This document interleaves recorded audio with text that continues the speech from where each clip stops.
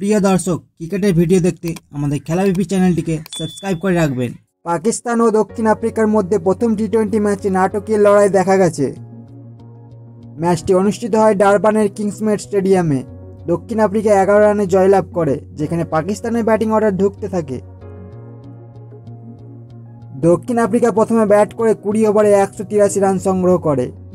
David Miller 40 বলে 82 রানে অসাধারণ ইনিংস খেলেন, যার মধ্যে 8টি ছিল ছক্কা। তার ইনিংসটি ছিল পাকিস্তানের বোলারদের জন্য দুঃস্বপ্ন। তার সাথে জর্জ লিন্ডে 24 বলে 48 রান করেন।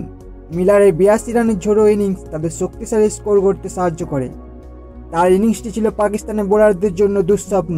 অপরদিকে জর্জ লিন্ডে ব্যাটিংয়ে অসাধারণ পারফর্ম করেন।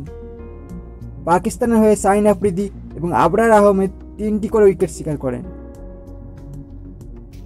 জবাবে পাকিস্তানের মোহাম্মদ রিজওয়ান 62 বলে 74 রান করেন, কিন্তু তার ইনিংসটি ধীর গতির হওয়ায় চাপ বেড়ে যায়।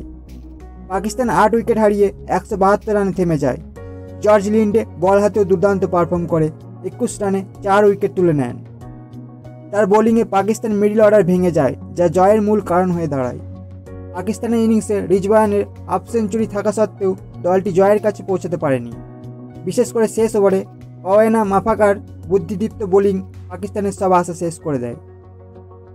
এই হারের পর পাকিস্তান দলের অধিনায়ক মোহাম্মদ রিজওয়ান স্বীকার করেন যে তাদের ইনিংসের গতি ধরে রাখতে না পারা বড় একটি সমস্যা হয়ে দাঁড়িয়েছিল।